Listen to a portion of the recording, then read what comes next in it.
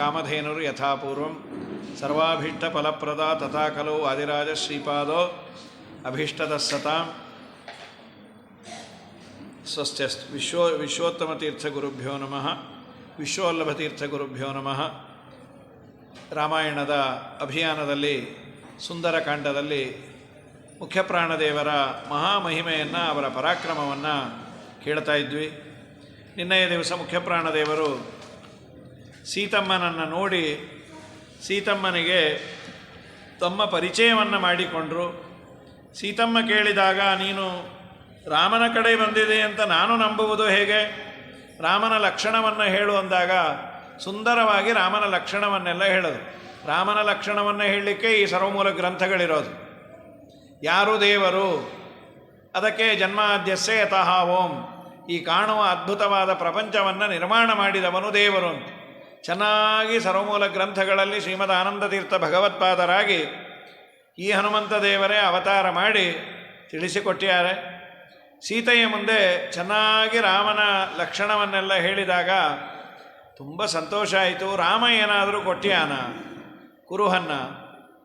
ನಿನ್ನೆ ಹೇಳಿದಂತೆ ಆ ಉಂಗುರವನ್ನು ನೋಡಿ ತುಂಬ ಸಂತೋಷ ಆಯಿತು. ಆದ ಮೇಲೆ ಹನುಮಂತ ದೇವರು, ಅಮ್ಮ ನೀನೇನಾದರೂ ಕೊಡ್ತೀಯಾ? ನಾನು ಶಿರೋರತ್ನವನ್ನು ಕೊಡ್ತೇನೆ. ಅದು ಎಷ್ಟು ಚೆನ್ನಾಗಿದೆ ನೋಡಿ. ರಾಮ ಉಂಗುರ ಕೊಟ್ಟ, ಅವಳು ಶಿರೋರತ್ನ ಕೊಟ್ಟಳು. ರಾಮ ಹೀಗೆ ಆಶೀರ್ವಾದ ಮಾಡಿದ ಕೈ, ಅವಳು ತಲೆಬಾಗಿ ಅದನ್ನು ಸ್ವೀಕಾರ ಮಾಡ್ತೇನೆ ಅನ್ನೋದಕ್ಕೆ ಆಭರಣ ಅಂತ. ಅದು ಕೊಡಬೇಕಾದರೂ ಏನನ್ನು ಕೊಡಬೇಕು ಅನ್ನೋದಕ್ಕೆ ಕೊಟ್ಟು ಕಳಿಸ್ಯಾರ. ಹನುಮಂತ ದೇವರು ತಾವು ಬಂದದ್ದನ್ನು ರಾವಣನಿಗೆ ತಿಳಿಸ್ಬೇಕು ಅನ್ನೋದಕ್ಕೆ ಜೋರಾಗಿ ಅವರು ಕಿರಿಚಿದ್ದಾರೆ. ತೋರಣದ ಮೇಲೆ ಹತ್ತಿದ್ರು, ಜೋರಾಗಿ ಕಿರಿಚಿದ್ರು. ಆ ಶಬ್ದ ಕೇಳಿ ತೋಟವನ್ನು ವನವನ್ನು ಕಾಯ್ತಾ ಇದ್ದವರೆಲ್ಲ ಬಂದಾಗ ಅವನ್ನೆಲ್ಲ ಹೊಡೆದು ಕಳಿಸ್ಯಾರೆ. ರಾವಣ ಒಬ್ಬೊಬ್ಬರನ್ನೇ ಕೊಟ್ಟು ಕಳಿಸ್ದ.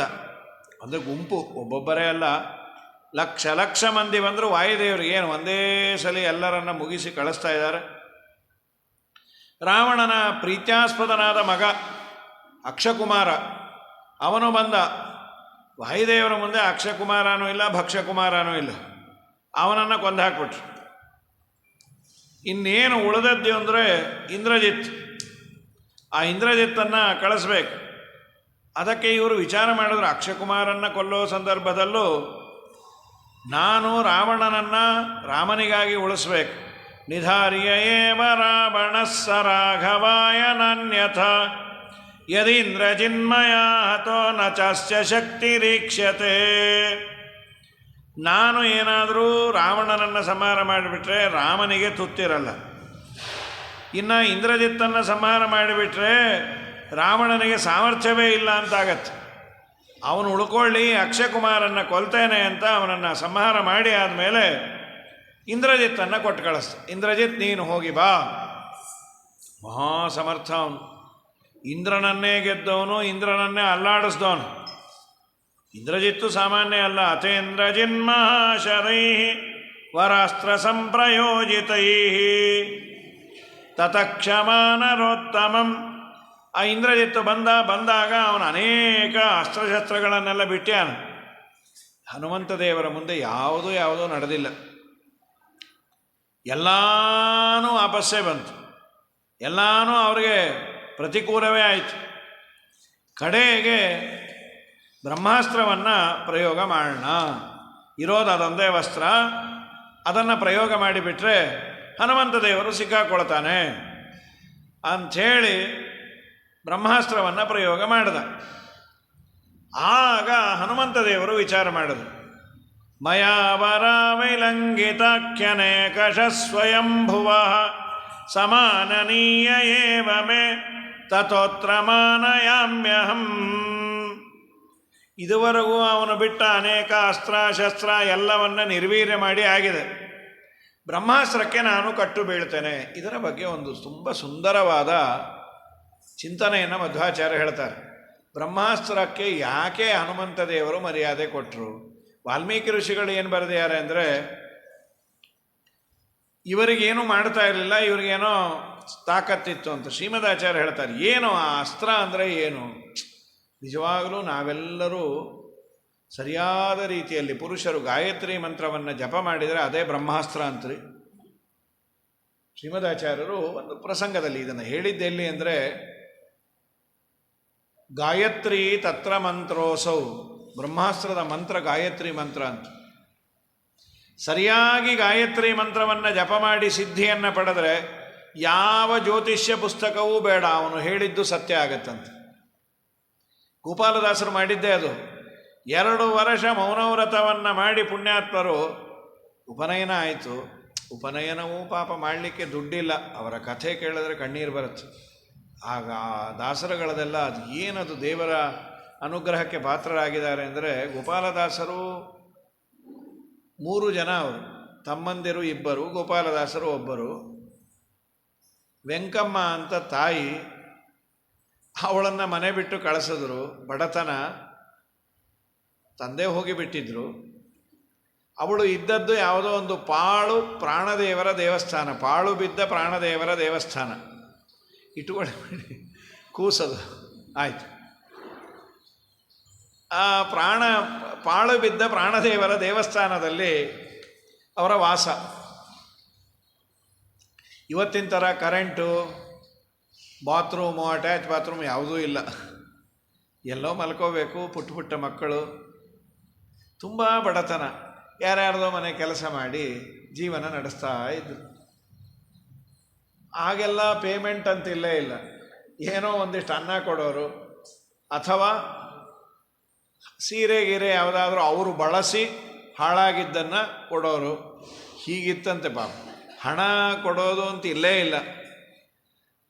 ಪಾಪ ಬಡತನ ಆಗಲಿ ಏನೋ ಇಷ್ಟಾದರೂ ಆಗ್ತಾಯಿದೆ. ಅವಳ ಸ್ಥಿತಿಯನ್ನು ನೋಡಿ ಒಬ್ಬನಿಗೆ ಕನಿಕರ ಬಂತು.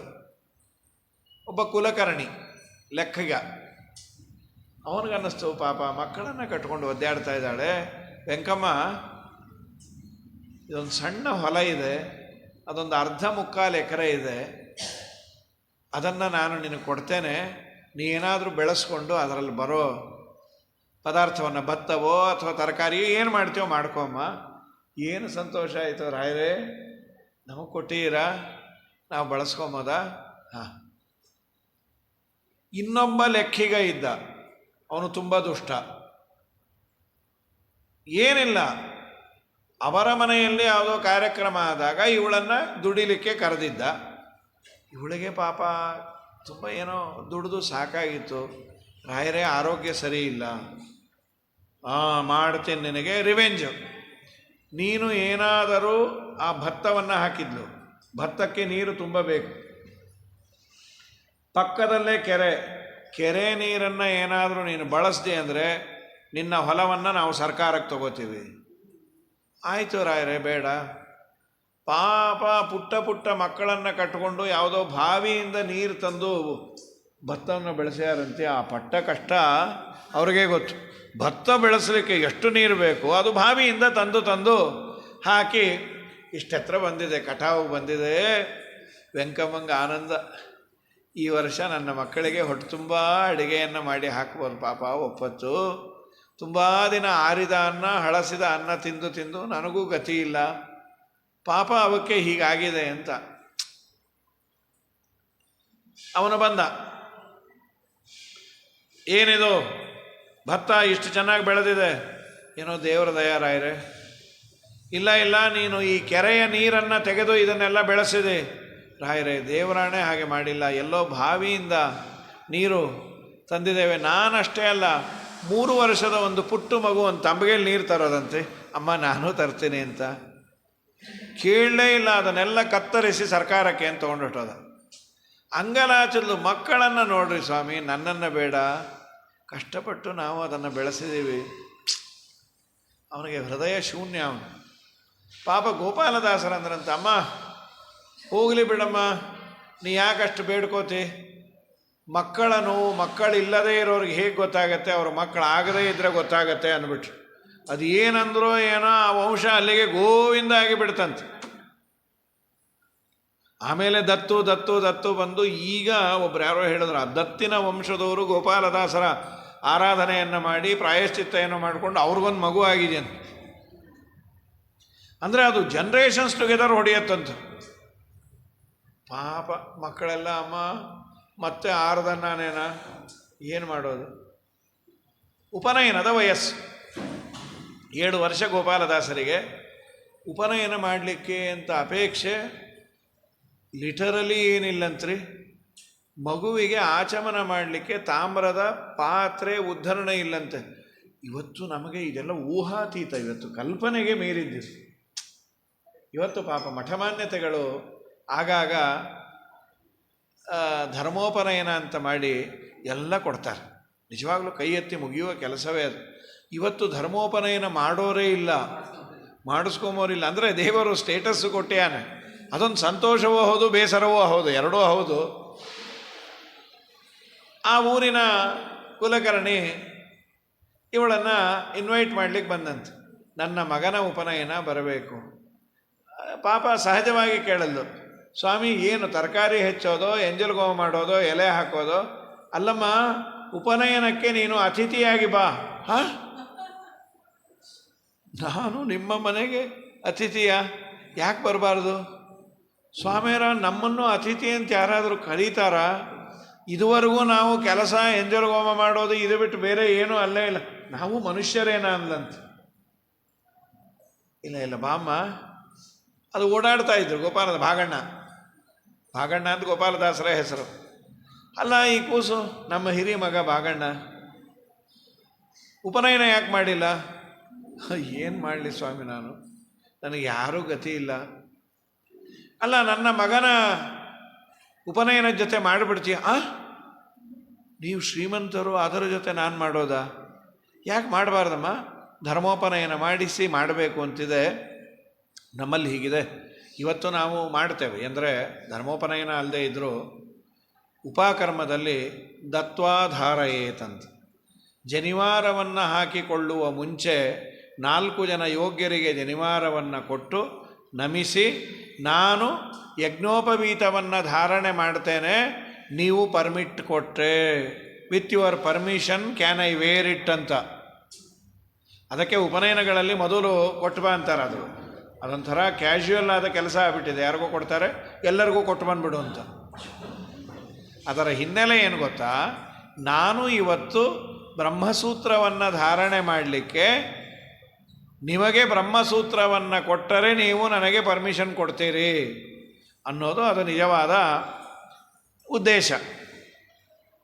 ನನ್ನ ಮಗನ ಉಪನಯನ ಇದೆಯಲ್ಲ, ನೀನು ಮಾಡಿಬಿಡು. ತುಂಬ ಸಂತೋಷರಾಯರೇ. ಆದರೆ ಇನ್ನೇನಾದರೆ ನೀ ಏನು ಹಣ ಗಿಣ ಏನು ತರಲೇಬೇಡ, ಮಗನ ಕರ್ಕೊಂಬ. ಒಂದೇ ಒಂದು ಹಸೆಮಣೆ ಮೇಲೆ ಕೂಡ್ಲಿಕ್ಕೆ ಯಾವ ದಂಪತಿಗಳಿಲ್ಲ ನಮ್ಮ ಮನೇಲಿ. ಈ ತರಹದ ಪರಿಸ್ಥಿತಿ ಇದ್ದರೆ ಪಾಪ ಏನು ಮಾಡಬೇಕು? ಯಾಕೆ ನಿಮ್ಮವರು ನಮ್ಮವರೆಲ್ಲ ದರಿದ್ರರು ಅಂತ ನಾನು ನೋಡಲಿಕ್ಕೂ ಬರೋದಿಲ್ಲ. ಯಾರನ್ನ ದಂಪತಿಗಳನ್ನು ನೀವು ಕೂಡಿಸ್ತೀರಾ? ಆಯಿತು, ನಾನೇನು ಹೇಳ್ತೀನಿ, ನಮ್ಮ ಅಕ್ಕಪಕ್ಕದ ಮನೆಯವರು ದಂಪತಿ ಬೇಕಲ್ಲ, ಪುಣ್ಯ ಹಾಕಿ ಕೂಡಬೇಕು, ದಂಪತಿಗಳು ಬೇಕು. ಕೆಲವು ಮನೆಗಳಲ್ಲಿ ಪಾಪ ಈ ಪರಿಸ್ಥಿತಿ ಇದ್ದರೆ ಒಂದೇ ಹೆಣ್ಣು, ಪತಿ ಇಲ್ಲ, ತುಂಬ ಕಷ್ಟಪಡ್ತಾರೆ ಪಾಪ. ಆಯಿತು, ನಾನು ವ್ಯವಸ್ಥೆ ಮಾಡ್ತೇನೆ. ಆ ಪುಣ್ಯಾತ್ಮನಿಗೆ ಏನು ಪುಣ್ಯವೋ ಏನೋ. ಗೋಪಾಲದಾಸರಿಗೆ ಉಪನಯನ ಆಗಿ ಗಾಯತ್ರಿ ಉಪದೇಶ ಆಯಿತು. ಆಚಾರ್ಯ ಹೇಳಿದ್ರು, ನೀನು ಸಂಧ್ಯಾವಂದನೆಯನ್ನು ಚೆನ್ನಾಗಿ ಮಾಡಿ ಗಾಯತ್ರಿ ಮಂತ್ರವನ್ನು ನೀನು ಜಪ ಎಷ್ಟು ಜಾಸ್ತಿ ಆಗತ್ತೋ ಅಷ್ಟು ಮಾಡಿದರೆ ನಿನಗೆ ಒಳ್ಳೆಯ ಸಿದ್ಧಿ ಸಿಗತ್ತೆ, ನೀನು ಆಡಿದ ಸತ್ಯ ಆಗತ್ತೆ. ಜನರಲ್ಲಾಗಿ ಸಣ್ಣ ಮಕ್ಕಳಿಗೆ ಹೇಳಬೇಕಲ್ಲ, ಅವಕ್ಕೆ ಅರ್ಥ ಹೇಳೋದಕ್ಕಿಂತ ನೀನು ಇದನ್ನು ಸರಿಯಾಗಿ ಸಂಧ್ಯಾವಂದನೆ ಮಾಡಿದ್ರೆ ಫಸ್ಟ್ ರ್ಯಾಂಕ್ ಬರ್ತಿ. ಸ್ವಲ್ಪ ಸರಿಯಾದ ಬುದ್ಧಿವಂತನಾದರೆ ಬಿಡೋದೇ ಇಲ್ಲ, ನಾನು ಫಸ್ಟ್ ರ್ಯಾಂಕ್ ಬರ್ತೀನಿ, ಅದಕ್ಕೆ ಮಾಡ್ತೀನಿ. ಕೆಲವು ಮಕ್ಕಳು ನಾನು ಫೈಲ್ ಆದರೂ ಪರವಾಗಿಲ್ಲ, ಸಂಧ್ಯಾವಂದನೆ ಮಾಡಲ್ಲ ಅಂತ ಆ ದೀಕ್ಷೆಯನ್ನು ಇಟ್ಕೊಂಡಿರುತ್ತವೆ. ಇವರು ಪಾಪ ಬಡತನವೂ ಇತ್ತು, ಬೆಂದು ಹೋಗಿದ್ದರು. 2 ವರ್ಷ ಮಾತನ್ನೇ ಆಡದೆ ಮೌನವ್ರತವನ್ನು ಪರಿಪಾಲನೆ ಮಾಡಿ ಮೌನವ್ರತವನ್ನು ಕೆಡಿಸ್ಬೇಕು ಅಂತ ಹಾವು ಗೀವೆಲ್ಲ ಬಿಟ್ಟಿಯಾರು ಇವ್ರಿಗೆ. ಭಾಗಣ್ಣನಿಗೆ ಏನೇ ಅಡ್ಡಿ ಬಂದರೂ ಎಲ್ಲವನ್ನ ಮೀರಿ ನಿಂತು ಜಪ ಮಾಡಿದರು ಗೋಪಾಲದಾಸರು. ಭಾಗಣ್ಣ 2 ವರ್ಷ ಅವರು ಗಾಯತ್ರಿ ಜಪ ಮಾಡಿದ್ದಕ್ಕೆ ಆ ನಾಲಿಗೆಯಲ್ಲಿ ಏನು ಪವರ್ ಬಂತು ಅಂದರೆ 3 ಜನ್ಮದ ಭವಿಷ್ಯ ಹೇಳೋರಂತೆ. ಮುಖ ನೋಡೋದು ಕೂಡಲೇ ಏನದು ಶ್ರೀಮದಾಚಾರ್ಯರು ಈ ಗಾಯತ್ರಿ ಮಂತ್ರದ ಬಗ್ಗೆ ಒಂದು ಸುಂದರವಾದ ಚಿಂತನೆಯನ್ನು ಹೇಳ್ತಾರೆ. ಪ್ರಸಂಗ ಏನು ಅಂದರೆ, ಅಶ್ವತ್ಥಾಮಾಚಾರ್ಯರು ಬ್ರಹ್ಮಾಸ್ತ್ರವನ್ನು ಪ್ರಯೋಗ ಮಾಡಿದರು. ಅರ್ಜುನನೂ ಪ್ರಯೋಗ ಮಾಡಿಬಿಟ್ಟ. ನ್ಯೂಕ್ಲಿಯರ್ ವೆಪನ್ ಇದ್ದಾಗದು. ಎರಡೂ ಏನಾದರೂ ಹೊಡಕೊಂಡ್ರೆ ಇಡೀ ಜಗತ್ತೇ ಹಾಳಾಗಿ ಬಿಡೋದು. ಮಧ್ಯದಲ್ಲಿ ವೇದವ್ಯಾಸ ದೇವರು ಬಂದು ಮರ್ಯಾದೆಯಿಂದ ಇಬ್ಬರೂ ನಿಮ್ಮ ನಿಮ್ಮ ಬ್ರಹ್ಮಾಸ್ತ್ರವನ್ನು ವಾಪಸ್ ತಗೊಳ್ರಿ. ಅರ್ಜುನ ಉಪಸಂಹಾರ ಮಾಡಿಕೊಂಡ. ಅಶ್ವತ್ಥಾಮಾಚಾರ ಬಾ ಅಂದರೆ ಬರ್ತಾನೇ ಇಲ್ಲ ಅದು. ಆಗ ಅರ್ಜುನ ನೀನೇ ಉಪಸಂಹಾರ ಮಾಡಿಕೊ. ಯಾಕೆ ಅಶ್ವತ್ಥಾಮಾಚಾರ್ಯರಿಗೆ ಉಪಸಂಹಾರ ಮಾಡಲಿಕ್ಕಾಗಲಿಲ್ಲ? ಅವರು ಬ್ರಹ್ಮಚರ್ಯವನ್ನು ಅವರು ಕಳ್ಕೊಂಡಿದ್ರು ಅಂತ. ಏನೂ ಮಾಡಿಲ್ಲ ಅವರು. ಯಾವ ಹೆಣ್ಣನ್ನು ಕಣ್ಣೆತ್ತಿ ನೋಡಿದ್ದಲ್ಲ. ಒಂದೇ ಒಂದು ಪ್ರತಿಜ್ಞೆ, ದುರ್ಯೋಧನನ ಹೆಂಡತಿಯಲ್ಲಿ ಮಕ್ಕಳನ್ನು ಪಡೀತೇನೆ ಅಂದದ್ದಕ್ಕೆ ಬ್ರಹ್ಮಚರ್ಯ ಹೋಗಿಬಿಡ್ತು. ನೋಡಿ, ಅರ್ಜುನನಿಗೆ ಮದುವೆ ಆಗಿದ್ರು ಅವನು ಬ್ರಹ್ಮಚಾರಿ ಅಂತ. ಅಲ್ಲ, ನಮ್ಮ ಭಂಡಾರಕೇರಿ ಸ್ವಾಮಿಗಳು ಯಾವಾಗಲೂ ಹೇಳ್ತಾ ಇರ್ತಾರೆ, ಅನಾದಿ ಬ್ರಹ್ಮಚಾರಿ ಚ. 16,108 ಜನ ಹೆಂಡತಿಯರಿದ್ದವನು ಕೃಷ್ಣ ಬ್ರಹ್ಮಚಾರಿ ಹೇಗೆ? ಆ ಹೆಣ್ಣಿನಿಂದ ಅವನಿಗೇನೂ ಆಗಬೇಕಾಗಿಲ್ಲ, ಆದ್ದರಿಂದ ಬ್ರಹ್ಮಚಾರಿ ಅವನು. ಯೋಗ್ಯ ಕಾಲದಲ್ಲಿ ಅವರವರ ಪತ್ನಿಯನ್ನು ಅವರು ನೋಡಿದರೆ ತಪ್ಪಿಲ್ಲ, ಅದು ಯೋಗ್ಯವಾದ ಕಾಲ ಅಂತೆಲ್ಲ ಇದೆ. ಬೇರೆ ಹೆಣ್ಣನ್ನು ಯಾವ ವ್ಯಕ್ತಿ ತಾಯಿಯಂತೆ ನೋಡ್ತಾನೆ ಅವನು ಬ್ರಹ್ಮಚಾರಿನೇ. ಅರ್ಜುನ ಮದುವೆ ಆದರೂ ಬ್ರಹ್ಮಚಾರಿ, ಇವರು ಆಸಾಮಿ ಬ್ರಹ್ಮಚಾರಿ ಆದರೂ ಪಾಪ ಬ್ರಹ್ಮಾಸ್ತ್ರವನ್ನು ವಾಪಸ್ ತಗೊಳ್ಳಿಕ್ಕಾಗಲಿಲ್ಲ. ಅರ್ಜುನನೇ ಅದನ್ನು ಉಪಸಂಹಾರ ಮಾಡಿದ. ನಮಸ್ಕಾರ ಮಾಡಿ, ಹೇ ಅಸ್ತ್ರವೇ ನೀನು ಬಾ, ದಯಮಾಡಿ ಯಾರ ಮೇಲೆ ಪ್ರಯೋಗ ಆಗೋದು ಬೇಡ. ಇದನ್ನು ಹೇಳಬೇಕಾದ್ರೆ ಇನ್ನೊಂದು ಮಾತಂದ, ಅಶ್ವತ್ಥಾಮಾಚಾರ್ಯರಿಗೆ ಏನೂ ಮಾಡಬೇಡ, ಒಳ್ಳೆಯದಾಗಲಿ. ಇದೊಳ್ಳೆ ಚೆನ್ನಾಗಿದೆ ರೀ, ಬಿಟ್ಟೋರೆ ಅವರು, ಅವ್ರಿಗೆ ಯಾಕೆ ಒಳ್ಳೆಯದಾಗಲ್ಲ, ಕೆಟ್ಟದ್ದಾಗತ್ತೆ. ಅಲ್ಲಿ ಶ್ರೀಮದಾಚಾರ್ಯ ಹೇಳಿದ್ರು, ಬ್ರಹ್ಮಾಸ್ತ್ರದ ಗುಣ ಏನು ಅಂದರೆ, ಯಾರ ಮೇಲೆ ಪ್ರಯೋಗ ಮಾಡಿರ್ತಾರೋ ಅಲ್ಲಿ ಕೆಲಸ ಮಾಡಲೇಬೇಕು. ಮಾಡಲಿಲ್ಲ ಅಂದರೆ ವಾಪಸ್ಸು ಬಿಟ್ಟೋರ್ನೇ ಹೊಡೆಯತ್ತಂಥದ್ದು. ಅಲ್ಲ, ಅದು ಕೆಲಸ ಮಾಡಲಿ. ಅದೊಂದು 3 ಜನದ ಮೇಲೆ ಕೆಲಸ ಮಾಡಲ್ಲಂತ. ಯಾರವರು 3 ಜನ? ಒಂದು, ನಿರಪರಾಧಿಗಳ ಮೇಲೆ ಅದು ಕೆಲಸ ಮಾಡಲ್ಲ. ಏನೂ ಅಪರಾಧ ಮಾಡದೇ ಇರೋ ಆಮ್ ಆದ್ಮಿ ಮೇಲೆ ಅದನ್ನು ಪ್ರಯೋಗ ಮಾಡಿದರೆ ಅದು ಕೆಲಸ ಮಾಡೋದಿಲ್ಲ. ಇನ್ನೊಂದು, ಮಕ್ಕಳ ಮೇಲೆ ಅದು ಪ್ರಯೋಗ ಮಾಡಿದರೆ ಅದು ಕೆಲಸ ಮಾಡೋದಿಲ್ಲ. ಮೂರನೆಯದು, ಆ ಅಸ್ತ್ರಾಭಿಮಾನಿ ದೇವತೆ ಇರ್ತಾರಲ್ಲ, ಓನರ್, ಅವರ ಮೇಲೆ ಕೆಲಸ ಮಾಡೋದಿಲ್ಲ. ಇಲ್ಲಿ ಪಾಂಡವರು ಯುದ್ಧಕ್ಕೆ ಸನ್ನದ್ಧರಾಗಿದ್ದರು, ಇವ್ರ ಮೇಲೆ ಯುದ್ಧ ಹಾಗೇ ಇದೆ. ನಿರಪರಾಧಿಗಳು ಅಂದರೆ ಆ ರೀತಿ ಅಲ್ಲ, ಯುದ್ಧಕ್ಕೆ ಬರದೆ ಅವ್ರ ಪಾಡಿಗೆ ಅವರಿದ್ದರು ಅಂತ. ಇವರೆಲ್ಲ ಯುದ್ಧ ಮಾಡೇ ಇದ್ದಾರೆ, ಇವ್ರ ಮೇಲೆ ಕೆಲಸ ಮಾಡಬೇಕಾಗಿತ್ತು. ಯಾಕೆ ಮಾಡಲಿಲ್ಲ? ಮಕ್ಕಳಲ್ಲ, ಯುದ್ಧ ಮಾಡ್ತಾ ಇದ್ದಾರೆ. ಎರಡೂ ಕಾರಣ ಇಲ್ಲ, ಇನ್ನೊಂದೇ ಒಂದು ಕಾರಣ ಇರಬೇಕು. ಈ ಪಾಂಡವರ ಮಧ್ಯದಲ್ಲಿ ಯಾರಾದರೂ ಅಸ್ತ್ರದ ಅಭಿಮಾನಿ ಇರಬೇಕು. ಹೌದಾ ಅಂದರೆ ಮಧ್ವಾಚಾರ್ಯಂದರು ಅಸ್ತ್ರದ ಓನರ್ ಇದ್ದರು. ಯಾರು ಅಸ್ತ್ರದ ಓನರು? ಭೀಮಸೇನ ದೇವರು ಅಂದರು. ಏನದು ಆ ಮಂತ್ರ? ಗಾಯತ್ರಿ ತತ್ರ ಮಂತ್ರೋಸೌ ಬ್ರಹ್ಮ ತಧ್ಯಾನ ದೇವತಾ. ಮಹಾಭಾರತ ತಾತ್ಪರ್ಯದಲ್ಲಿ ಆಚಾರ್ಯರು ಕೊಡುವಂತಹ ಒಂದು ಸುಂದರವಾದ ಮಾಹಿತಿ. ಅವರು ಗಾಯತ್ರಿ ತತ್ರ ಮಂತ್ರೋ ಯತ್ ಬ್ರಹ್ಮ ತಧ್ಯಾನ ದೇವತಾ ಧ್ಯೇಯೋ ನಾರಾಯಣೋ ದೇವೋ ಜಗತ್ ಪ್ರಸವಿತ ಸ್ಮೃತಂ. ಅದು ಭೀಮಸೇನ ದೇವರ ಮೇಲೆ ಕೆಲಸ ಮಾಡ್ತಾ ಇರಲಿಲ್ಲ. ವಾಪಸ್ ಹೋಗಿ ಅಶ್ವತ್ಥಾಮರಿಗೆ ಹೊಡೆಯೋದು. ಯಾಕೆ ಅಂದರೆ ಭೀಮಸೇನ ದೇವರು ವಾಯುದೇವರ ಅವತಾರ. ಆ ಮಂತ್ರದ ಪೇಟೆಂಟ್ ಅಂತ. ಎಲ್ಲ ಮಂತ್ರಗಳು ಬ್ರಹ್ಮದೇವರೇ. ಸಾಮಾನ್ಯವಾಗಿ ಮಂತ್ರಗಳಿಗೆ ಋಷಿ ಹೇಳಬೇಕಾದ್ರೆ ಬ್ರಹ್ಮ ಋಷಿ. ಎಲ್ಲ ಮಂತ್ರ ಪ್ರತಿಪಾದ್ಯ ಹಯಗ್ರೀವ ದೇವರು, ಅವರ ಬಾಯಿಂದಾನೇ ಎಲ್ಲ ಮಂತ್ರ ಬಂದದ್ದು. ಬ್ರಹ್ಮದೇವರು ಋಷಿ, ಆಮೇಲೆ ಅವಾಂತರ ಋಷಿಗಳು. ಹಾಗಾಗಿ ಬ್ರಹ್ಮದೇವರ ವಾಯುದೇವರ ಮೇಲೆ ಅದು ಪ್ರಯೋಗ ಆಗ್ತಾ ಇರಲಿಲ್ಲ. ವಾಪಸ್ಸು ಅಶ್ವತ್ಥಾಮರಿಗೆ ಹೊಡೆಯೋದು. ಮುಖ್ಯವಾಗಿ ಹೇಳಬೇಕಾದದ್ದೇನೆಂದರೆ, ಗಾಯತ್ರಿ ಮಂತ್ರವನ್ನು ತತ್ಸವಿತರು ವರೇಣ್ಯಂ ಭರ್ಗೋ ದೇವಸ್ಯ ಧೀಮಹಿ ಧಿಯೋ ಯೋ ನ ಪ್ರಚೋದಯಾತ್ ಅಂತ ಸರಿಯಾದ ರೀತಿಯಲ್ಲಿ ಅದನ್ನು ಜಪ ಮಾಡಿದರೆ ಅವನ ವಾಕ್ಸಿದ್ಧಿ ಬುದ್ಧಿ ಎಲ್ಲವೂ ಚೆನ್ನಾಗಿ ಇರುತ್ತೆ. ನಮ್ಮಲ್ಲೆಲ್ಲ ಇದೆ, ಮಾಡಲಿಕ್ಕೆ ಮುಂದೆ ಹೋಗಲ್ಲ. ಮುಂಜಿಯನ್ನು ತುಂಬ ಚೆನ್ನಾಗಿ ಮಾಡಿರ್ತಾರೆ, ಸುಮಾರು 20-25 ಲಕ್ಷ ಎಲ್ಲ ಈಗ ಮುಂಜಿ ಖರ್ಚು ಮಾಡ್ತಾರೆ. ಅದು ಏನಾಗಿದೆ ಅಂದರೆ, ಮನೆಯಲ್ಲಿ ತುಂಬ ವರ್ಷ ಆಯಿತು ಒಂದು ಯಾವುದಾದ್ರೂ ಫಂಕ್ಷನ್ ಮಾಡಿ, ಸೊ ನಮ್ಮ ಮಗನಿಗೆ ಒಂದು ಮುಂಜಿ ಮಾಡಿಬಿಟ್ರೆ ಒಳ್ಳೆ ಇವೆಂಟ್ ಅದು, ಎಲ್ಲ ಇಡಿಸೀನಿ, ಸಾಯಂಕಾಲ ಪಾರ್ಟಿ. ಮುಂಜಿಗೆ ಯಾಕೋ ಪಾರ್ಟಿ ಅಂದರು. ನಮ್ಮ ಮನೇಲಿ ಫಂಕ್ಷನ್ನೇ ಆಗಿಲ್ಲ ಅಂತ. ಇಷ್ಟೆಲ್ಲ ಏನೋ ಮಾಡ್ಕೊಳ್ಳಿ, ಪಾರ್ಟಿನೋ ಗೀರ್ಟಿನೋ ಮಾಡಲಿ. ಇಷ್ಟೆಲ್ಲ ಆದ ಮೇಲೆ ಆ ಮಗು ಸಂಧ್ಯಾವಂದನೆ ಮಾಡೋದನ್ನು ನೋಡಬೇಕೋ ಬೇಡೋ? ಅದು ಒಂದೇ ದಿನ ಮಾಡೋ ಸಂಧ್ಯಾವಂದನೆ, ಅದು ಪುರೋಹಿತರು ಹೇಳಿಕೊಟ್ಟಿದ್ದು. ಆಮೇಲೆ ಸಂಧ್ಯಾವಂದನೆ ಸಂಧಿಗೆ ಹೋಯಿತು, ಮಾಧ್ಯಾಹ್ನಕ್ಕೆ ಮಂದಿಗೆ ಹೋಯಿತು ಅಂತ ಹೀಗಾಗಿ ಕೊಡುತ್ತೆ. ಸರಿಯಾದ ರೀತಿಯಲ್ಲಿ ಸಂಧ್ಯಾವಂದನೆಯನ್ನು ಮಾಡಿದರೆ, ಸರಿಯಾದ ರೀತಿಯಲ್ಲಿ ಗಾಯತ್ರಿ ಜಪವನ್ನು ಮಾಡಿದರೆ ಎಂದೂ ಎಂದೂ ಎಂದೂ ಎಂದೂ ಅದೇನು ಮಾಡೋದಿಲ್ಲ. ಮತ್ತು ಭೀಮಸೇನ ದೇವರು ಮೇಲೆ ಪ್ರಯೋಗ ಮಾಡಲ್ಲ. ಅವರು ಯಾವ ಅಸ್ತ್ರವನ್ನು ಕೂಡ ನನ್ನ ಮೇಲೆ ಕೆಲಸ ಮಾಡಬೇಡ ಅಂತ ಕೇಳೋದೇ ಇಲ್ಲಂತ. ನಿಜ ಪ್ರತಿಭಯ ಜಾನನ್, ಭಾಗವತ ಧರ್ಮ ಅಂತ ತುಂಬ ಒಳ್ಳೊಳ್ಳೆ ಮಾತುಗಳಿದೆ ಭೀಮಸೇನ ದೇವರ ಬಗ್ಗೆ. ಈ ಅಸ್ತ್ರಶಸ್ತ್ರ ಬಿಡಬೇಕಾದ್ರೆ ಅವರನ್ನು ಕರಿಬೇಕು. ಹೇ ವರುಣದೇವರೇ, ನಿಮ್ಮನ್ನು ನಾನು ಪ್ರಯೋಗ ಮಾಡ್ತೇನೆ, ನೀವು ಅವರನ್ನು ನಾಶ ಮಾಡಿ. ನಾನು ಯಾವ ದೇವರನ್ನು ಕೇಳಲ್ಲ ಅಂತ. ನಾ ದೇವರನ್ನೇ ಏನು ಕೇಳಲ್ಲ ಅಂತಾರವರು. ದೇವರನ್ನೇ ಕೇಳೋದು ಜ್ಞಾನಭಕ್ತಿ ಹರೇ ತೃಪ್ತಿಂಬೆನ ಬಿಟ್ಟವರ ಬಿಕ್ಕೊಚ್ಚಿತೆ. ಜ್ಞಾನ ಭಕ್ತಿ ವೈರಾಗ್ಯ ಎಲ್ಲಿವರೆಗೂ ಅಂದರೆ, ಗುರುಸುತನು ಸಂಗರದಿ ನಾರಾಯಣ ಅಸ್ತ್ರವ ಬಿಡೆ ಉರಬಣಿಸಿ ಇಂದು ಮುಂದಾಗಿ ನಡೆದ. ಮಧ್ವನಾಮದಲ್ಲಿ ಬರುತ್ತೆ. ಗುರುಸುತ ಇದೇ ಅಶ್ವತ್ಥಾಮಾಚಾರ್ಯ ನಾರಾಯಣಾಸ್ತ್ರ ಬಿಟ್ಟರು. ಕೃಷ್ಣ ಅಂದ, ಎಲ್ಲ ಬಗ್ಬಿಡ್ರಿ, ನಮಸ್ಕಾರ ಅನ್ರಿ, ನಾರಾಯಣಾಸ್ತ್ರ ಏನೂ ಮಾಡಲ್ಲ. ಭೀಮಸೇನ ದೇವರಂದರು, ನಾ ಬಗ್ಗಲ್ಲ ಅಂತ. ಯಾಕೆ? ನನ್ನ ಪ್ರಾಣ ಉಳಿಬೇಕು ಅಂತ ನಾನು ಯಾರನ್ನೂ ಬೇಡಲ್ಲ ಅಂದರು. ಮತ್ತು ಉಳಿಬೇಕು ಅಂತ ನಿನಗೆ ಇಚ್ಛೆ ಇದ್ದರೆ ಉಳಿಸು, ಕಳಿಸ್ಬೇಕು ಅಂತಿದ್ರೆ ಕಳಿಸು ಅಂದರು.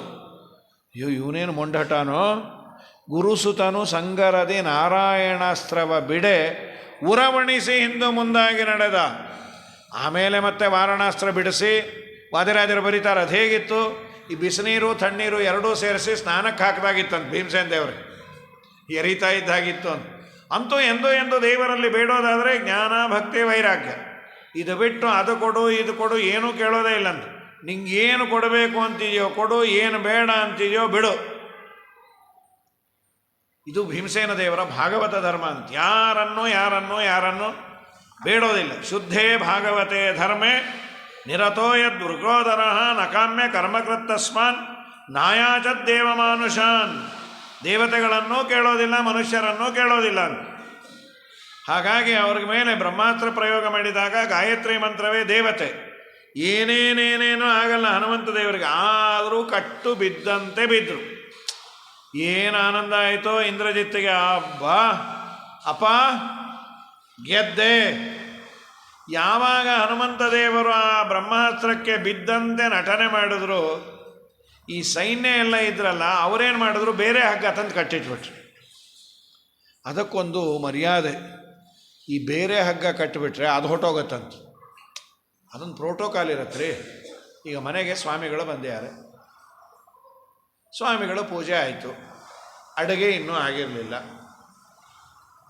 ಸರಿ, ಸ್ವಾಮಿಗಳಂದರು ನಾನು ಪೂಜೆಯನ್ನು ಮುಗಿಸಿದ್ದೀನಿ, ಎಲ್ಲೋ ಒಂದು ಕಾರ್ಯಕ್ರಮ ಮುಗಿಸಿ ಬರ್ತೇನೆ, ಆಮೇಲೆ ಮತ್ತೊಮ್ಮೆ ಸ್ನಾನ ಮಾಡಿ ನೈವೇದ್ಯ ಮಾಡ್ತೇನೆ, ಆಮೇಲೆ ಎಲ್ಲರಿಗೂ ತೀರ್ಥ ಪ್ರಸಾದ ಆಗಲಿ ಸ್ವಾಮಿ ಅನ್ನಬೇಕು. ಸ್ವಾಮಿ ನೀವು ಆ ಕಾರ್ಯಕ್ರಮಕ್ಕೆ ಹೋಗ್ಬನ್ನಿ ನಿಶ್ಚಿಂತೆಯಿಂದ, ನೀವು ಬರೋದ್ರಲ್ಲಿ ನಾನು ನೈವೇದ್ಯ ಮಾಡಿ ಎಲೆ ಹಾಕ್ಬಿಟ್ಟಿರ್ತೇನೆ ಅಂದರೆ ಕಾಪಾಡಕ್ಕೆ ಹಾಕ್ತೇನೆ ಅಂತಾರೆ. ಅದು ಗೃಹಸ್ಥರಿಗೆ ನಡೆಯುತ್ತೆ, ಸ್ವಾಮಿಗಳಿಗೆ ಅಲ್ಲ. ಅವರ ದೇವರಿಗೆ, ಅವರ ಪಟ್ಟದ ದೇವರಿಗೆ ಅವರೇ ನೈವೇದ್ಯ ಮಾಡಬೇಕು. ಹಾಗೆ ಮಯಾವರ ವಿಲಂಘಿತಾಖ್ಯನೇಕಶ ಸ್ವಯಂಭುವ ಸಮಾನನೀಯ ಏವ ಮೇ ತತೋತ್ರ ಮಾನಯಾಮ್ಯಹಂ. ಇದು ಲೋಕದಲ್ಲಿ ಒಂದು ಮರ್ಯಾದೆ ಇದೆ, ನಾನು ಮರ್ಯಾದೆ ಕೊಡಬೇಕು. ಬ್ರಹ್ಮಾಸ್ತ್ರವನ್ನು ಪ್ರಯೋಗ ಮಾಡಿ ಅದರ ಮೇಲೆ ಅವಿಶ್ವಾಸ ಮಾಡಿದರೆ ಲೋಕದಲ್ಲಿ ಎಲ್ಲ ಅಷ್ಟೇ ಅಲ್ಲೇನ್ರಿ. ನಾವು ಯಾರನ್ನ ಯಾವುದಕ್ಕೆ ಕರೆದಿರ್ತೀವೋ ಅವ್ರ ಮೇಲೆ ಅವಿಶ್ವಾಸ ಮಾಡಬಾರ್ದು. ಅವ್ರಿಗೊಂಚೂರು ಈಗ ಅಡುಗೆ ಕರೆದಿದ್ದೇವೆ, ಅಡುಗೆ ರುಚಿ ಆಗೋ ಥರ ಮಾಡಿರಿ, ಸ್ವಲ್ಪ ಹುಳಿ ಉಪ್ಪು ಖಾರ ನೋಡ್ಕೊಂಡು ಹಾಕಿರಿ ಅನ್ಬೇಕೇ ವಿನಃ ಅಲ್ಲೇ ನಿಂತುಬಿಟ್ಟಿದ್ರೆ ನೀವು ಎಷ್ಟು ಹಾಕ್ತಾಯಿದ್ದೀರಿ ಅದನ್ನೊಂದು 50 ಗ್ರಾಮ್ ತೋರಿಸ್ರಿ, ಅಡುಗೆನೇ ಮಾಡಲ್ಲ, ಎದ್ದೋಗ್ರಿ ಅಂತಾರೆ. ನಿಮಗೇನು ಅಡುಗೆ ರುಚಿ ಆಗಬೇಕು, ಬಾಯಿ ಮುಚ್ಕೊಂಡು ಹೋಗ್ರಿ. ಅದಕ್ಕೆ ಕೆಲವು ಕಡೆಯೆಲ್ಲ ಹಾಕ್ಬಿಟ್ಟಿರ್ತಾರೆ, ಕೇವಲ ಸಿಬ್ಬಂದಿಗೆ ಮಾತ್ರ ಪ್ರವೇಶ, ಅನ್ಯರಿಗೆ ಪ್ರವೇಶ ಇಲ್ಲ. ನಿಮ್ಮದೇನು ರುಚಿಯಾಗಿ ಅಡುಗೆ ಮಾಡಬೇಕಲ್ವ, ಅದನ್ನು ರಿಸಲ್ಟನ್ನು ಕೇಳಿ. ಹನುಮಂತ ದೇವರಂದರು, ನಾನು ಬೇಕಾದಷ್ಟು ವರವನ್ನು ಗೆದ್ದೇನೆ, ಓವರ್ಕಮ್ ಮಾಡಿದ್ದೇನೆ. ಈ ಬ್ರಹ್ಮಾಸ್ತ್ರಕ್ಕೆ ಒಂದು ಮರ್ಯಾದೆ ಇದೆ. ಅವರೇ ಪೆದ್ದಾಗೆ ಬ್ರಹ್ಮಾಸ್ತ್ರವನ್ನು ಪ್ರಯೋಗ ಮಾಡಿ ಬೇರೆ ಹಗ್ಗ ಕಟ್ಟಿದ್ರೆ ಬ್ರಹ್ಮಾಸ್ತ್ರ ಅಂತು. ನನ್ನ ಮೇಲೆ ಅವಿಶ್ವಾಸ ಮಾಡಿದ್ರಿಂದ ನಾನು ವಾಪಸ್ ಹೊಟ್ಟೋಗ್ತೀನಿ. ಹೋಗೇ ಬಿಡ್ತು. ಇಂದ್ರಜಿತ್ತು ಹೊಡ್ಕೊಂಬಿಟ್ಟ. ನಿಮ್ಗೇನು ಬಂತು ರೋಗ? ಸ್ವಾಮಿ, ಈ ಕೋತಿನ ಹಿಡ್ಕೊಂಡಿದ್ದೀವಿ. ಆ ಕೋತಿನ ನೀವು ಹಿಡ್ಕೊಂಡಿಲ್ಲ, ಆ ಕೋತಿನೇ ನಮ್ಮನ್ನು ಹಿಡ್ಕೊಂಡಿದೆ. ಅಲ್ಲ, ಸಿಕ್ಕಿ ಬಿದ್ದಿಲ್ಲ. ಸಿಕ್ಕೋದು ಬೀಳೋದು ಏನೂ ಇಲ್ಲ, ಅದು ಬ್ರಹ್ಮಾಸ್ತ್ರ ಹೊಟ್ಟೋಯ್ತು. ಸರಿ, ಹನುಮಂತ ದೇವರು ಅಂದರು, ಬೇಗ ಕರ್ಕೊಂಡು ಹೋಗ್ರೋ, ನಿಮ್ಮಪ್ಪನ ನೋಡಬೇಕು ನಾನು, ಅವನನ್ನು ನೋಡಿ ಮಾತಾಡಬೇಕು. ಸತೇನ ತಾಡಿತೋ ಹರಿರ್ವೆ ಚಿಂತಯನ್ ನಿರಾಕುಲ ಮಯಾವರ ಆಯ್ತದು. ಇಮೇ ಚ ಕುರ್ಯುರತ್ತ ಕಿಂ ಪ್ರಹೃಷ್ಟ ರಕ್ಷಸಾಂ ಗಣಾ ಇತಿಹ ಲಕ್ಷ್ಯಮೇವ ಮೇ ಸರಾವಣಶ್ಚ ದೃಶ್ಯತೆ. ನನ್ನ ಉದ್ದೇಶ ರಾವಣನನ್ನು ನೋಡೋದು, ಇವರು ಕರ್ಕೊಂಡು ಹೋಗಲಿ. ಇದಂ ಸಮೀಕ್ಷ ಬದ್ಧರಾದಂತೆ ಆ ಹನುಮಂತ ದೇವರಿದ್ದಾಗ ಬೇರೆ ಹಗ್ಗವನ್ನು ತಂದರು, ಕಟ್ಟಿಬಿಟ್ರು, ಕರ್ಕೊಂಡು ಹೋದರು. ಅವನು ಜಯವಾಗಲಿ ಇಂದ್ರಜಿತ್ತಿಗೆ, ಹನುಮಂತನನ್ನು ಹಿಡಿದ. ಅವನಂದ, ನಾ ಹಿಡಿದಿಲ್ಲೋ, ಸುಮ್ಮನಿರೋ, ಅವನೇ ಬರ್ತಾ ಇರೋದು. ಹನುಮಂತ ದೇವರು ಬಂದರು. ಹನುಮಂತ ದೇವರು ಬಂದಾಗ ಇಲ್ಲಿ ವಾಲ್ಮೀಕಿ ಋಷಿಗಳು ತುಂಬ ಚೆನ್ನಾಗಿ ವರ್ಣನೆ ಮಾಡ್ಯಾರ. ರಾವಣನನ್ನು ನೋಡಿದಾಗ ಅವ್ರಿಗೆ ಅನ್ನಿಸ್ತಂತೆ, ನಿಜವಾಗಲೂ ರಾವಣನಲ್ಲಿ ಏನಾದರೂ ಈ ಸ್ತ್ರೀ ಚಾಪಲ್ಯ ಇರಲಿಲ್ಲ ಅಂದರೆ ಇಡೀ ಪ್ರಪಂಚವನ್ನು ಗೆಲ್ಲೋನು. ಅವನ ಮುಖಲಕ್ಷಣ ನೋಡಿ ಅಂದರು, ಏನು ರಾವಣನ ಯೋಗ್ಯತೆ, ಇವನಲ್ಲಿ ಒಂದೇ ಒಂದು ಅಧರ್ಮ ಇರಲಿಲ್ಲ ಅಂದಿದ್ರೆ ಇಡೀ ಜಗತ್ತು ಗೆಲ್ಬೋದು. ಇದೊಂದು ತುಂಬ ದೊಡ್ಡದು ರೀ. ನಮಗೇನೋ ಅನಿಸತ್ತೆ, ಏನು ಧರ್ಮ ಮಾಡಿದವರೆಲ್ಲ ಚೆನ್ನಾಗಿರ್ತಾರ, ಕಲಿಯುಗದಲ್ಲಿ ಅದನ್ನು ತೋರಿಸೋದು ಕಷ್ಟವೇ. ಆದರೆ ನಮ್ಮ ಪಾಡಿಗೆ ನಾವು ಪ್ರಾಮಾಣಿಕವಾಗಿ ಧರ್ಮಾಚರಣೆಯನ್ನು ಮಾಡಿದರೆ ದೇವರು ನೆಮ್ಮದಿ ಶಾಂತಿಯನ್ನು ಕೊಟ್ಟಿರ್ತಾನೆ. ಅಹೋ ರೂಪಂ ಅಹೋ ಧೈರ್ಯಂ ಅಹೋ ಸತ್ವಂ ಅಹೋದ್ಯುತಿ ಅಹೋ ರಾಕ್ಷಸ ರಾಜಸ್ಯ ಸರ್ವಲಕ್ಷಣ ಯುಕ್ತತ ಯದ್ಯಧರ್ಮೋ ನ ಬಲವಾನ್. ಒಂದು ವೇಳೆ ಇವನಲ್ಲಿ ಅಧರ್ಮ ಇರಲಿಲ್ಲ ಅಂದರೆ ಇವನೇನು ಇಂದ್ರ ಪದವಿಯನ್ನೇ ಆಳ್ತಾ ಇದ್ದ ಅಂತ. ಅಧಾರ್ಮಿಕರಾಗಿ ಬಿಟ್ಟರೆ ತುಂಬ ಕಷ್ಟ. ಇವತ್ತು ಅಧಾರ್ಮಿಕರೇ ನಮ್ಮನ್ನು ಆಳ್ತಾ ಇದ್ದಾರೆ, ಅದನ್ನು ಹೇಳಲಿಕ್ಕಾಗೋದಿಲ್ಲ. ಆದರೆ ಧರ್ಮೋ ರಕ್ಷತಿ ರಕ್ಷಿತಃ, ರಕ್ಷಿತಃ ಧರ್ಮ ರಕ್ಷತಿ. ಇವನು ಬಂದ ರಾವಣ, ಏಯ್ ಯಾರು ನೀನು? ನಮ್ಮ ಪುರಂದರದಾಸರು ಒಂದು ಸುಂದರವಾದ ಕೃತಿ ಮಾಡ್ಯಾರ. ಏಳೇಳು ಶರಧಿಯ ಏಕವಾಗಿದೆ ಕಂಡ್ಯ, ಹ್ಯಾಂಗೆ ಬಂದೆಯೋ ಹೇಳೋ ಕೋತಿ. ಏಳು ಶರಧಿಯು ಎನಗೇಳು ಕಾಲುವೆಯು, ತುಳಿ ಲಂಘಿಸಿ ಬಂದೆ ಭೂತ. ಹಿಂದೆಲ್ಲ ಇದನ್ನು ನಾಟಕ ಮಾಡೋರು, ಈ ಕಡೆ ಪ್ರಾಯ ಇದನ್ನು ಮಾಡೋರು ಕಾಣುತ್ತೆ. ಅನ್ನೋದು ಯಕ್ಷಗಾನ. ರಾವಣ ಮತ್ತು ಹನುಮಂತ ಹೇಗೆ ಬಂದು 7 ಸಾಗರ ದಾಟಿ, ನನಗೇನದು ಮೋರಿ ದಾಟಿದಾಗ ಹೋಗು. 7 ಸಮುದ್ರದೊಳಿಯ ಮಕರಿ ಮಚ್ಚಗಳನ್ನು ಹೇಗೆ ಬಿಟ್ಟರು ಹೇಳೋ ಕೋತಿ. 7 ಸಮುದ್ರದ ಮಕರಿ ಮಚ್ಚದ ಕೂಡೆ ಮಾತಾಡಿ ಬಂದೇನೋ ಭೂತ. ಅವೆಲ್ಲ ನಮ್ಮ ಫ್ರೆಂಡ್ಸು ಅಂದರು. ನಾನು ನೀಟಾಗೆ ಹಾಯ್ ಹಾಯ್ ಅಂಥೇಳಿ ಬಾಯ್ ಬಾಯ್ ಅಂಥೇಳಿ ಬಂದೇನು ಮಗನೇ ಅಂತ. ಲಂಕಾದ್ವಾರದೊಳಬ್ಬ ಲಂಕಿಣಿ ಇರುವಳು, ಹ್ಯಾಂಗೆ ಬಿಟ್ಟಳು ಹೇಳೋ ಕೋತಿ. ಲಂಕಿಣಿಯನ್ನು ಕೊಂದು ಶಂಕೆ ಇಲ್ಲದೆ ನಾನು ಬಿಂಕದಿಂದಲೇ ಬಂದೆ ಭೂತ. ನಾನು ಅವಳನ್ನು ಕೊಂದಿಲ್ಲ, ದುಃಖವನ್ನು ಕೊಡೋದು ಕೊಂದ ಹಾಗೆ. ಸರಿ, ಇಷ್ಟೆಲ್ಲ ಅನ್ನೋ ಕಾಲಕ್ಕೆ ನೀನು ಯಾರು? ಇಲ್ಲಿ ಇಲ್ಲ, ವಾಲ್ಮೀಕಿ ರಾಮಾಯಣದಲ್ಲಿಲ್ಲ, ಇನ್ನೊಂದು ರಾಮಾಯಣಾಂತರದಲ್ಲಿದೆ. ಚೇರು ಕೊಡಲಿಲ್ಲಂತ. ಅವನು ಮಾತ್ರ ಮೇಲೆ ಕೂತಿದ್ದ. ನಮಗೆಲ್ಲಿ ಚೇರು, ನಿನಗ್ಯಾಕೋ ಕೋತಿಗೆ ಚೇರು ಅಂತ. ಮಾಡ್ತೀನಿ ಥಳಿ ಅಂತ ಬಾಲ ಸುತ್ತಿ ಸುತ್ತಿ ಸುತ್ತಿ ಸುತ್ತಿ ಸುತ್ತಿ ಫಸ್ಟ್ ಫ್ಲೋರಲ್ಲಿ ಕೂತ್ಬಿಟ್ರು. ರಾವಣ ಹೀಗೆ ಮಾತಾಡ್ಬೇಕು, ಏನಪ್ಪ ಬೇಕಾಗಿತ್ತ ಇದು ಮಗನೇ, ಚೇರ್ ಕೊಟ್ಟಿದ್ರೆ ನನಗೂ ನಿನಗೂ ಕರೆಕ್ಟಾಗಿ ಐ ಟು ಐ ಕಾಂಟ್ಯಾಕ್ಟ್ ಆಗ್ತಾಯಿತ್ತು, ಒದ್ದಾಡು ಸಾಯಿ ಅಂದರು. ದೊಡ್ಡವರು ಬಂದಾಗ ಮರ್ಯಾದೆಯನ್ನು ಕೊಡಬೇಕು. ನಮ್ಮ ವಾದರಾಜ ಸ್ವಾಮಿಗಳು ಇದನ್ನು ಹೇಳ್ತಾರೆ. ಕಂಡು ರಾವಣನು ಉದ್ದಂಡ ಕಪಿಯನ್ನು ಮಂಡೆಯ ತೂಗುತ್ತಾ ಮಾತನಾಡಿದನು. ಬಂಡು ಮಾಡದೆ ಬಿಡೆ ನೋಡು ಕಪಿಯನೆ ಗಂಡುಗಲಿ ದುರುಸಿ ನೋಡಿದರು. ಛಲವ್ಯಾಕೋ ನೀನಗಿಟ್ಟು ಎಲೆ ಕೋಡಗನೆ ನೆಲೆಯಾವುದೇಳೋ ನಿನ್ನ ಒಡೆಯನ ಹೆಸರನ್ನೇ. ಬಲವಂತ ರಾಮರ ಭಂಡ ಬಂದೇಹನ ಹಲವು ಮಚಾತಕೋ ಹನುಮನು ನಾನು. ಬಡರಾವಣನೆ ನಿನ್ನ ಬಡಿದು ಹಾಕುವೆನ ಎನ್ನೊಡೆಯನಪ್ಪಣೆ ಇಲ್ಲ ಎಂದು ತಾಳಿದೆನ. ಪುಡಿ ಮಾಡುವೆ ನಿನ್ನ ಪುಲ್ಲರ ಕಸನೆ ತೊಡೆವೆನು ನಿನ್ನ ಪಣೆ ಅಕ್ಷರವ. ಎಷ್ಟು ಸಾಹಸವಂತ ನೀನೇ ಬಲವಂತ. ತುಂಬ ಚೆನ್ನಾಗಿದೆ ವಾದಿರಾಜರದು. ದಿಟ್ಟ ಮೂರುತಿ ಬಳಿರೆ ಹನುಮಂತ. ಇಲ್ಲಿ ಇವರ ಮಾತು ವ್ಯವಹಾರ ಇಷ್ಟು ಚೆನ್ನಾಗಿದೆ ಹನುಮಂತ ದೇವರದು. ವಾಲ್ಮೀಕಿ ಋಷಿಗಳಂತಾರೆ, ಸೀತೆಯನ್ನು ಯಾಕೆ ಅಪಹಾರ ಮಾಡಿದೆ? ಫಸ್ಟು ಹಾಗೆ ಹೋಗಬಾರದಂತ. ಯಾರು ನೀನು? ನಾನು ಈ ರಾವಣ ಹೆದರೋರ ಹೆಸರು ರೆಫರೆನ್ಸ್ ಕೊಟ್ಟರು. ನಿಮಗೆ ವಾಲಿ ಗೊತ್ತಿರಬೇಕಲ್ಲ ಅಂದ ಅವನು. ವಾಲಿ ಅಂದರೆ ಎದೆ ಒಡು ಸಾಯೋನು ರಾವಣ. ಯಾಕೆ ಅಂದರೆ ಅಂಗದ ಹುಟ್ಟಿದಾಗ ಆ ವಾಲಿ ಅಮ್ಮ ವಾಲಿ ಹೆಂಡತಿ ಹೇಳಲ್ಲಂತ, ನಮ್ಮ ಮಗುಗೆ ಆಟಕ್ಕೆ ಯಾವುದಾನ ಸಾಮಾನು ತೊಗೊಂಬನ್ರಿ. ಸರಿ, ನಾನೊಂದು 10 ತಲೆ ಇರೋ ಒಂದು ಪುಟ್ಟು ಬೊಂಬೆ ತೊಗೊಂಬರಲ್ಲ, ತೊಗೊಂಬ ಅಂಥೇಳಿ ಆ ರಾವಣನ್ನ ತೊಗೊಂಬಂದು ತೊಟ್ಲು ಕಟ್ಬಿಟ್ಟಿದ್ದಂತೆ. ನೋಡ್ಕೊ ಅಂತ, ಚೂಸ್ಕೋ ನಾಯನ ಅಂತ. ಏನು ಸಾಮರ್ಥ್ಯ ರೀ ವಾಲಿದು. ಆಚಾರ್ಯರು ಹೇಳ್ತಾರೆ, ರಾವಣನಿಗೆ 3 ಬಾರಿ ಪೆಟ್ಟು ಬಿದ್ದಿತ್ತು. ಒಮ್ಮೆ ವಾಲಿಯಿಂದ, ಇನ್ನೊಮ್ಮೆ ಅವನ್ಯಾರು ಕಾರ್ತವೀರ್ಯಾರ್ಜುನ. ಕಾರ್ತವೀರ್ಯ ಇವನೆಲ್ಲೋ ಸಂಧ್ಯಾವಂದನೆಗೆ ಬಂದಿದ್ದ. ಕಾರ್ತವೀರ್ಯಾರ್ಜುನ ತನ್ನ 1000 ತೋಳುಗಳಿಂದ ನೀರು ತಡೆದುಬಿಟ್ಟ. ಇವನು ಸಂಧ್ಯಾವಂದನೆ ಮಾಡ್ತಾ ಕೂತಿಯಾನೆ, ಆಚಮನ ಆಯಿತು, ಅರ್ಗೆ ಬಿಡಬೇಕು, ನೀರೇ ಬರಲಿಲ್ಲ. ಒಂದು ನಿಮಿಷ ನಾವು ಬಚ್ಚಲಿಗೆ ಹೋದಾಗ ನೀರು ಬರಲಿಲ್ಲ ಅಂದರೆ ಹೊಡ್ಕೊಂಡು ಎಲ್ಲಿ ಸ್ವಿಚ್ ಹಾಕು ಅಂತ ಅವರನ್ನು ಬೈದು ಇವರನ್ನು ಬೈದು. ಯಾರಿದು? ಕಾರ್ತವೀರ್ಯಾರ್ಜುನ 2 ಕೊಟ್ಟ. ಬರ್ತೀಯ, ನೀರು ಬರದೇ ಇದ್ದರೂ ಪರವಾಗಿಲ್ಲ ಅಂತ ಓಡಿ ಬಂದುಬಿಟ್ಟು. ಇನ್ನೊಮ್ಮೆ ವಾಮನನ ಹತ್ತಿರ ಬಂದಾಗ, ಬಲಿಚಕ್ರವರ್ತಿಯನ್ನು ಕೆಡಕಲಿಕ್ಕೆ ಬಂದಾಗ, ವಾಮನ ದೇವರು 3 ಕೋಟಿ ರೂಪವನ್ನು ತಗೊಂಡು ಒದ್ರೆ ಸೀದಾ ಲಂಕಾಗೆ ಬಂದು ಮುಸ್ಕ ಹಾಕ್ಕೊಂಡು ಬಿದ್ಕೊಂಡ್ಬಿಟ್ಟ. ಒದ್ದಪ್ಪೋ ಅಂತ 3 ಬಾರಿ ಸೋತಿದ್ದನ್ನು ಶ್ರೀಮದಾಚಾರ್ಯರು ನಿರ್ಣಯದಲ್ಲಿ ಉಲ್ಲೇಖ ಮಾಡ್ತಾರೆ. ಗೊತ್ತಾ ವಾಲಿ? ಗೊತ್ತಪ್ಪ. ಆ ವಾಲಿಗೂ ನಿಮಗೂ ಏನು ಸಂಬಂಧ? ಆ ವಾಲಿಯನ್ನು ಸಂಹಾರ ಮಾಡಿದ ರಾಮನ ದೂತ ನಾನು ಬಂದಿರೋದು. ಆ ವಾಲಿ ತಮ್ಮ ಸುಗ್ರೀವ ಗೊತ್ತಾ? ಗೊತ್ತಿಲ್ಲ, ಬರೀ ಹೈಗ್ರೀವ ತಿಂದು ಗೊತ್ತು ಅಂದ. ಅದೇ ನಿಂಗೆ ಗೊತ್ತಿರೋದು. ಸುಗ್ರೀವ ಅವನ ಸಚಿವ ನಾನು.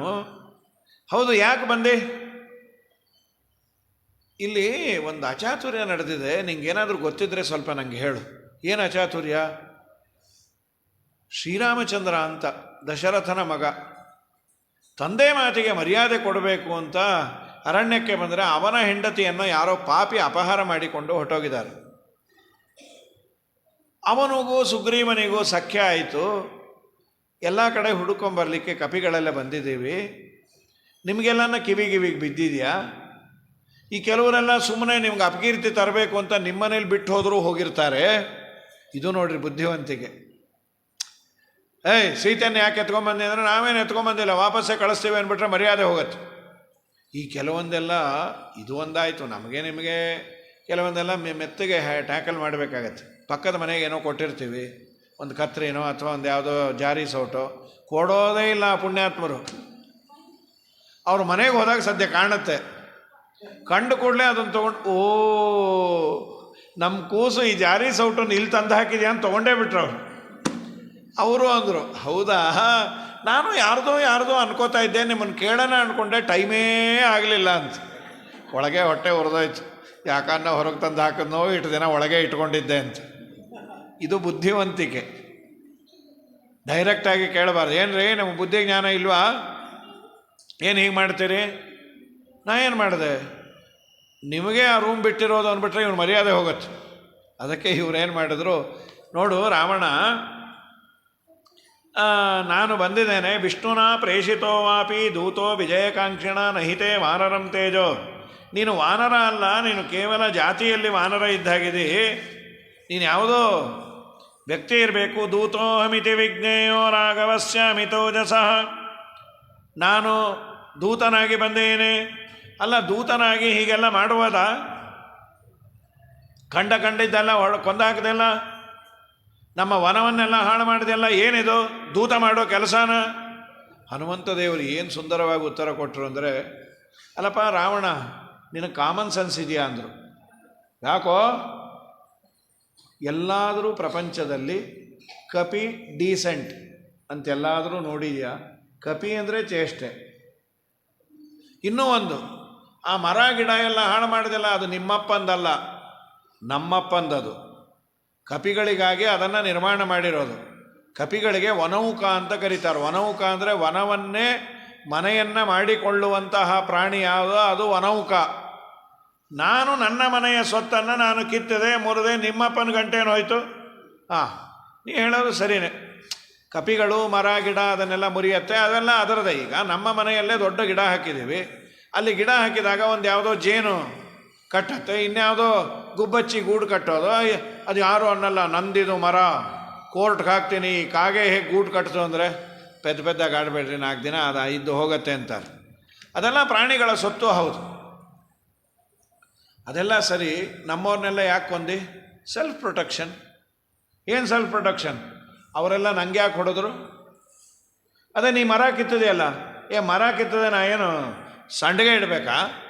ನಾ ಕೋತಿ ಸ್ವಭಾವ ಅಲ್ವಾ? ಅವ್ರಿಗೆ ಗೊತ್ತಾಗಲಿಲ್ಲ.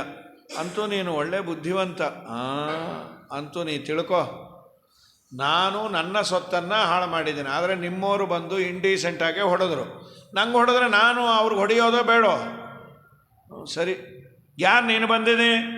ರಾಜ ದಶರಥೋ ನಾಮ ರಥಕುಂಜರವಾಜಿಮಾನ್ ಪಿತೇವ ಬಂಧುರ್ಲೋಕಸ್ಯ ಸುರೇಶ್ವರದಿತಿ. ಎಷ್ಟು ಹೇಳ್ಬೋದಾಗಿತ್ತು ಹನುಮಂತ ದೇವರು. ಎಲ್ಲ ಕಡೆ ಅಷ್ಟೇ, ನಾವು ಚೂರೇ ಮಾತಾಡಬೇಕಂತ. ದೊಡ್ಡವರು ಸ್ವಾಮಿಗಳ ಹತ್ರ ಹೋಗಿರ್ತೇವೆ, ಸ್ವಾಮಿಗಳು ಕೇಳ್ತಾರೆ, ನೀವ್ಯಾರು? ರೆಫರೆನ್ಸ್ ಕೊಡೋದು ನಮ್ಮ ಹಿರಿಯರದ್ದು ಕೊಡಬೇಕು. ನಮ್ಮ ತಾತಂದಿರು ಮಠಕ್ಕೆ ಸೇವೆಯನ್ನು ಮಾಡಿದರು, ನಮ್ಮ ತಾತಂದಿರು ಶಾಸ್ತ್ರವನ್ನು ಅಧ್ಯಯನ ಮಾಡಿದರು. ಇಷ್ಟನ್ನು ಹೇಳೋದು ಬಿಟ್ಟು ನೀವ್ಯಾರು? ಬಿಡಿ, ನಾವ್ಯಾರು ಅಂತ ನಿಮ್ಗೆ ಹೇಳಿದ್ರು ಗೊತ್ತಾಗಲ್ಲ, ಅಷ್ಟು ಓದ್ಬಿಟ್ಟಿದ್ದೀವಿ ಅಂತ. ಏನು ಓದಿದೆ? ಸಿಕ್ಕಾಪಟ್ಟೆ, ಅದು PhD, MA, MSc. ಒಂದು ಸಲ ಮಧ್ವನವಮಿ ಉಪನ್ಯಾಸ, ಒಬ್ಬ ಸೈಂಟಿಸ್ಟನ್ನು ಕರೆದು ಬಿಟ್ಟಾರೆ, ಮಧ್ವಾಚಾರ್ಯ ಬಗ್ಗೆ ಮಾತಾಡು ಅಂತ.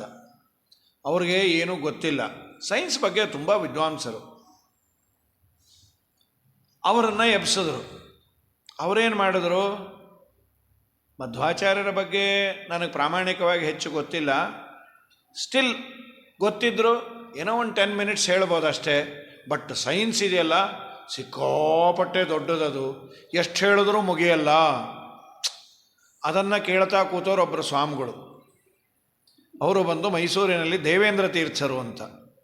ಅವ್ರಿಗೆ ವಿಚಿತ್ರ ವೈಷ್ಣವ ದೀಕ್ಷೆ, ಅವ್ರಿಗೆ ಮೈ ಉರಿತಾ ಇದೆ. ಆದರೆ ಸ್ಟೇಜು ಸೈಂಟಿಸ್ಟು ಹುಚ್ಚುಚ್ಚಾಗಿ ಆಡೋ ಆಗಿಲ್ಲ. ಅವ್ರ ಭಾಷಣ ಮುಗಿದ ಕೂಡಲೇ ಇವರು ಅಂದರು, ಬಹಳ ಸಂತೋಷ, ನೀವೀಗ ಹೇಳಿದ್ರಿ ಮಧ್ವಾಚಾರ್ಯರ ಬಗ್ಗೆ ನಿಮಗೆ 10ನಿಂದ ಅರ್ಧ ಗಂಟೆವರೆಗೂ ಗೊತ್ತು ಅಂತ. ತುಂಬ ಸಂತೋಷ. ನನಗೆ ಮಧ್ವಾಚಾರ್ಯ ಬಗ್ಗೆ ಗೊತ್ತಿರೋದು ಒಂದು 30 ಸೆಕೆಂಡಿನ ಮಾತು ಅಂತ. ಅವ್ರ ಕ್ಯೂರಿಯಾಸಿಟಿಯಿಂದ ಏನು ಹೇಳ್ತಾರೋ ಅಂದರೆ, ಭುವನಾದ್ಭುತ ಮಧ್ವಚೇಷ್ಟಿತಂ ನವದೇಮಾಪಿ ಸುರಾಯುಷ ವಯಂ. ದೇವತೆಗಳ ಆಯುಷ್ಯ ಇದ್ದರೂ ಮಧ್ವರ ಚರಿತ್ರೆಯನ್ನು ಹೇಳಲಿಕ್ಕಾಗಲ್ಲ ಅನ್ನೋದೊಂದೇ ನಂಗೆ ಗೊತ್ತು ಅಂದ್ರಂತೆ. ಈ ಸೈಂಟಿಸ್ಟಿಗೆ ಚೆನ್ನಾಗಿ ಗೊತ್ತಾಯಿತು, ತಪ್ಪಾಯಿತು, ನಾನು ಆಡಬಾರ್ದಾಗಿತ್ತು. ಎಲ್ಲಿ ವಾಯುದೇವರ ಮಹಿಮಾ. ದೇವತೆಗಳಿಗೆ ಆ ಇಡೀ ಆಯುಷ್ಯವನ್ನು ಹೇಳಿದರೂ ಕೊಂಡಾಡಲಿಕ್ಕಾಗದೇ ಇರೋದು ವಾಯುದೇವರ ಮಹಿಮಾ ರಾಘವೇಂದ್ರ ಸ್ವಾಮಿಗಳು ಪ್ರಾತಃ ಸಂಕಲ್ಪ ಗದ್ಯದಲ್ಲಿ ಹೇಳೋದೇನೆಂದರೆ, ದೇವರನ್ನೇ ಪ್ರತಿಪಾದನೆ ಮಾಡುವ ಪುರುಷ ಸೂಕ್ತ, ವಿಷ್ಣು ಸೂಕ್ತ, ಕೆಲವು ಸೂಕ್ತಗಳನ್ನು ಬಿಟ್ಟರೆ ಅನಂತ ವೇದ ಪ್ರತಿಪಾದ್ಯರು ವಾಯುದೇವರು. ಬರೀ ಪವಮಾನ ಸೂಕ್ತ, ಬೆಳಿತ ಸೂಕ್ತ ಅಲ್ಲ, ಎಲ್ಲ ವೇದಗಳಿಂದ ಪ್ರತಿಪಾದ್ಯರಾದಂತಹ ದೊಡ್ಡ ವ್ಯಕ್ತಿತ್ವ ಮುಖ್ಯ ಪ್ರಾಣದೇವರು. ಯಾವುದೇ ಗುಣಗಳು, ಯೇ ಗುಣ ನಾಮ ಜಗತ್ ಪ್ರಸಿದ್ಧ ಯಂ ತೇಷು ತೇಷು ಸ್ಮನಿದರ್ಶಯಂತಿ ಸಾಕ್ಷಾನ್ ಮಹಾಭಾಗವತ ಪ್ರಬರಹಂ ಶ್ರೀಮಂತಮೇನಂ ಹನುಮಂತಮಾಹು.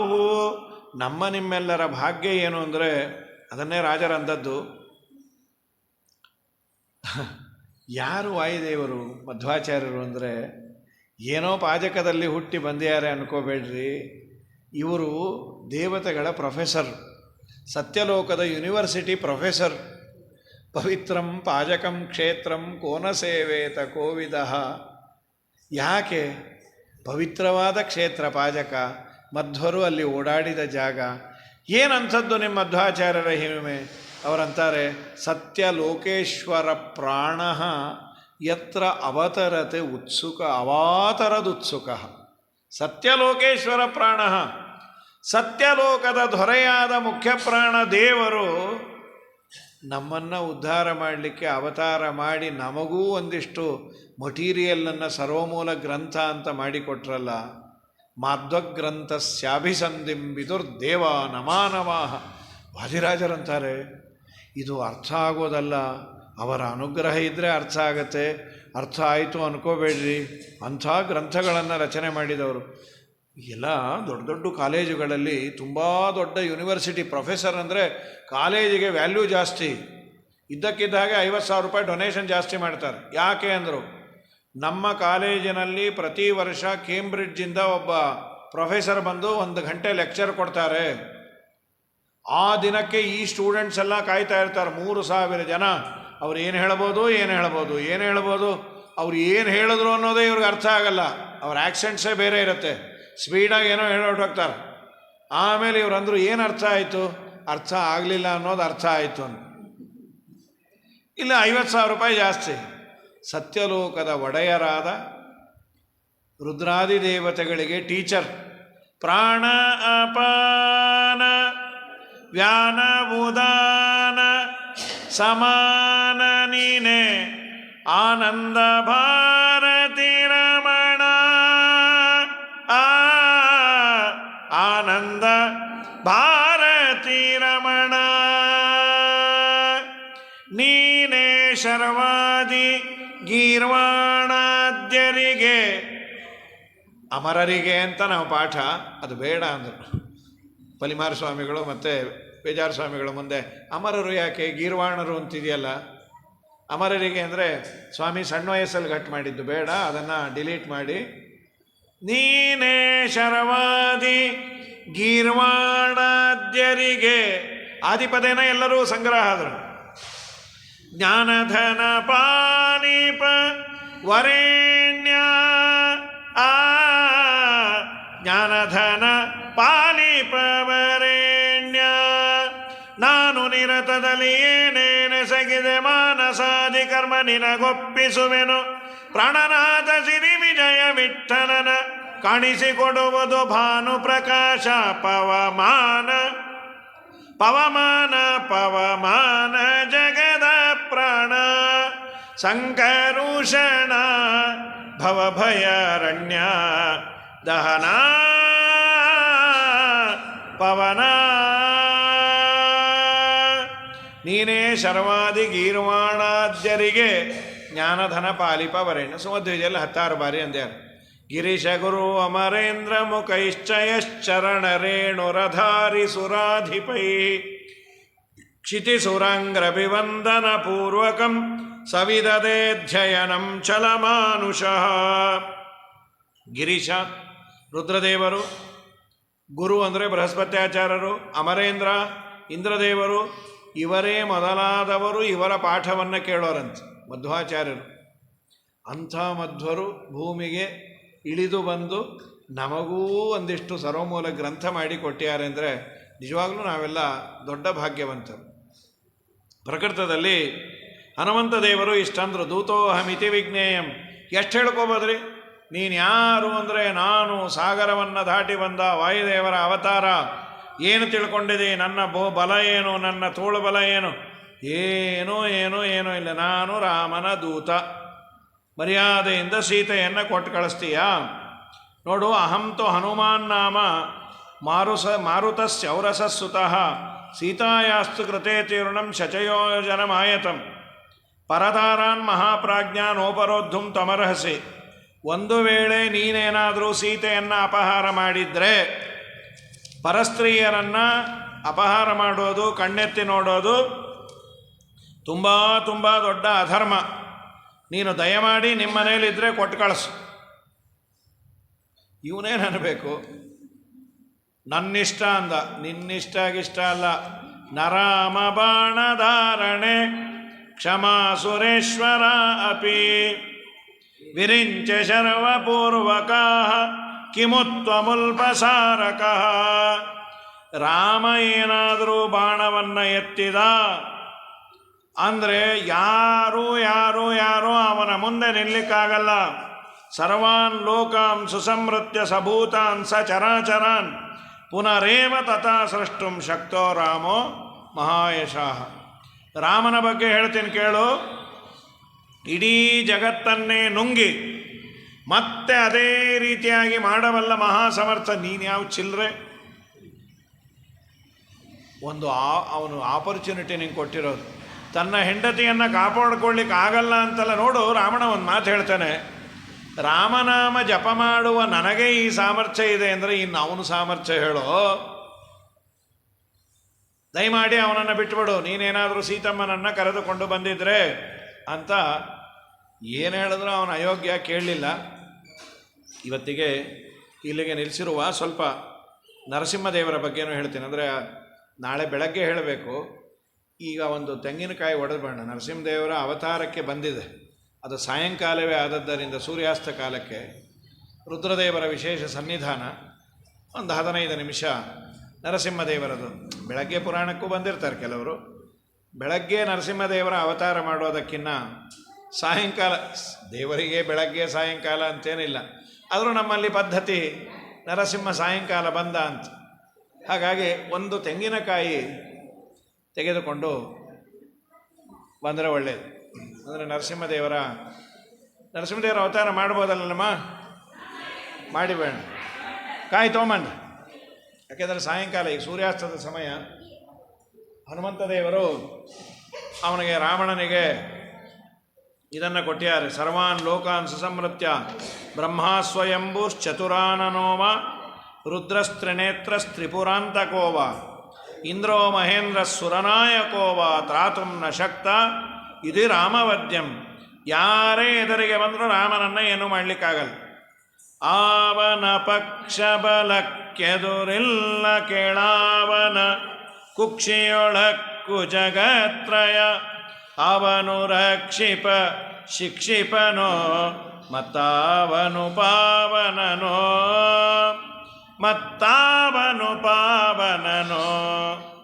ಆವನ ಶಿಕ್ಷೆಗೆ ಮಿಕ್ಕವರೆಲ್ಲ ಕೆಳಾವನುಪೇಕ್ಷೆಗೆ ಕುಲಕ್ಷಯವೆನಿಪುದು ಅವನು ರುಕ್ರಮ ತ್ರಿವಿಕ್ರಮ ನೆನೆಸಿದ ದೇವನಿಗಾವಗೆಣೆ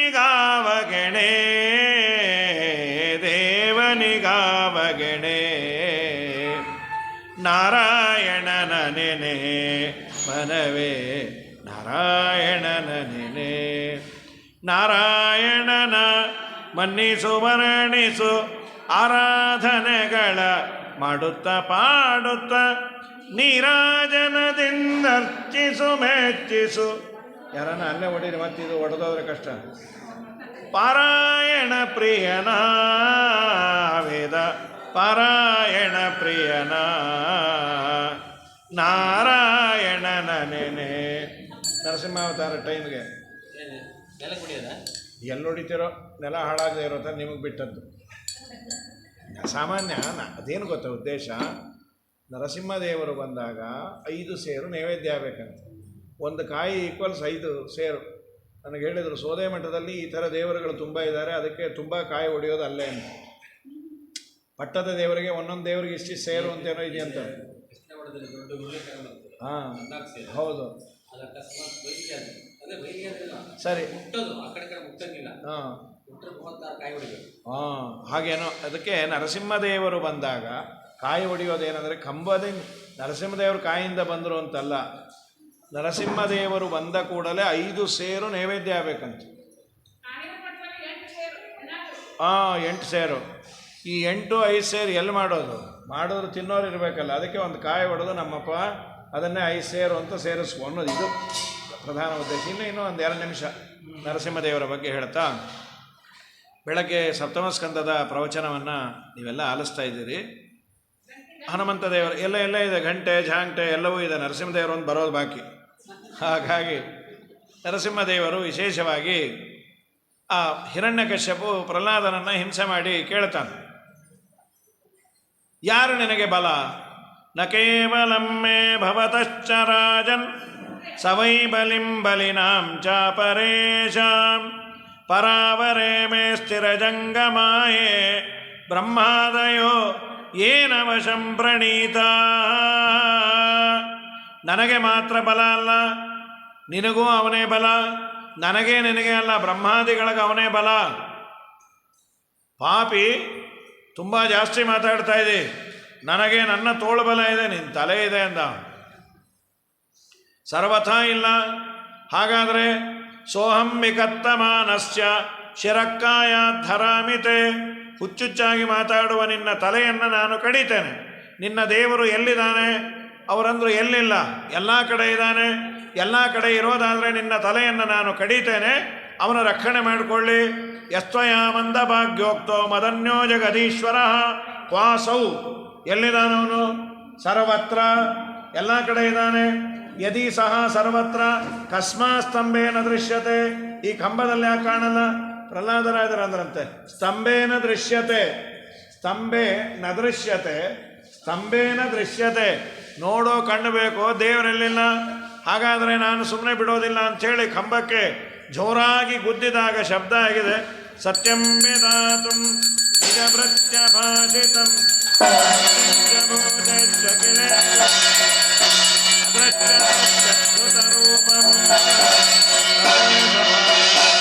ನಮರಗಂ ನಮಾನುಷಂ.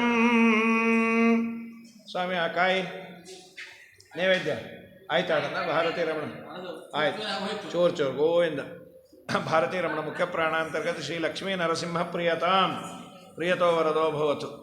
ಸ್ತಂಭೆ ಸಭಾಯಾಂ ನಮೃಗಂ ನಮಾನುಷಂ, ಮೃಗದಂತೆ ಮನುಷ್ಯನಂತೆ ಕಡುಬಾಧೆ ಬಡಿಸಿ ನಿನ್ನೊಡೆಯ ನೆಲ್ಲಿಹನೆಂದು ನುಡಿಯೇ,